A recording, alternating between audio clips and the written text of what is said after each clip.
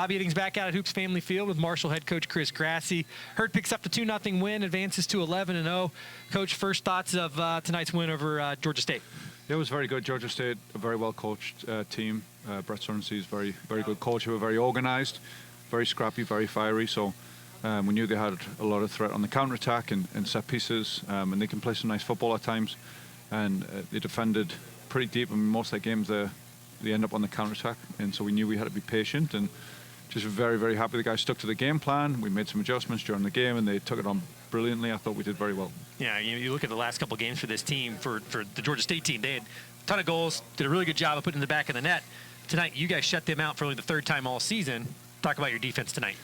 Yeah, no, I thought the defending was really good. It was less sort of organized and more transitional, so that can be the hardest type. You know, you kind of get, when we've got the ball, sometimes you can fall asleep a little bit, you know, so the counter prevention had to be good, and sort of transitional defense was very good. So it's a little bit more difficult, and it can be, you know, a lot more high pace, high energy type things, and so one slip, one miss can really lead to a chance. But I thought the guys did really well, supported each other and fought for each other. A little bit of a low block tonight from them on that side as well. They kind of forced you guys to do some different things tonight. Kind of talk about that, what you saw. Yeah, you know, they were patient, and they sat in, and they made it very, very difficult in the opening minutes of the game until we got our first goal. They were just kind of sitting in, so we had to be super patient, try and get openings and not try to force it too much, and move it around and stay compact with them and move with the spaces. And then once we got the goal, you could see they sort of had to come out and press us a little bit more, and then they opened up some space behind their forwards and between their midfield line, and so we were able to get a few more chances.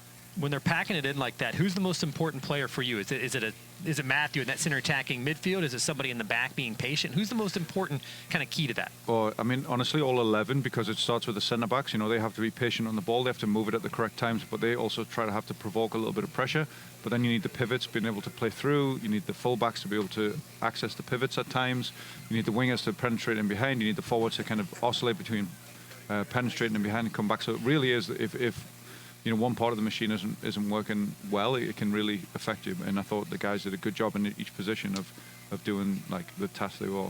I thought I wanted to spotlight Taimu a little bit. It seemed like a couple times, specifically in the first half, he was really shooting gaps quite a bit, trying to really just get up, kind of force the envelope a little bit. Was that what you saw too? Yeah, that's what we wanted, especially when we scored after the first goal. It was, so we had him and Matthew in the pivot roles, and so trying to get them on the ball to drive forward, because they were so compact, we weren't able to sort of pass through them a lot of the time. So we just kind of wanted to put some guys and give them a bit of freedom to dribble and engage, and then try and, you know, create a 2v1 against the next line. What do you tell your guys? 80% possession is really what the number I think was tonight, or right around there. You guys really able to control the pace. Is that something that you guys are doing through your trainings and practice? I mean, I see the little 7-on-7 game you guys play in small spaces. Is that something kind of a testament to that? Yeah, no, we definitely try and train a possession style. I mean, we work on this all the time. I mean, it comes down to a little bit of game theory. If they're going to do this, then we need to do this. If they're going to take these spaces, then we need to occupy these other spaces.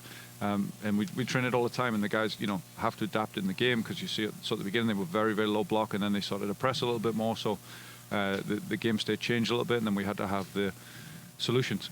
Now you get to stay home for a couple more days, right? You guys have been home now for a little bit of time, almost 2.5 weeks, I think is about the number in the top of my head, that you guys stay home before next Friday against Coastal Carolina. What do you guys got to work on ahead of the Chanticleers? Yeah, you know, again, a very sort of dangerous team. You know, the big, strong team who, you know, can play direct, although they've played some nice football this year, watching them play.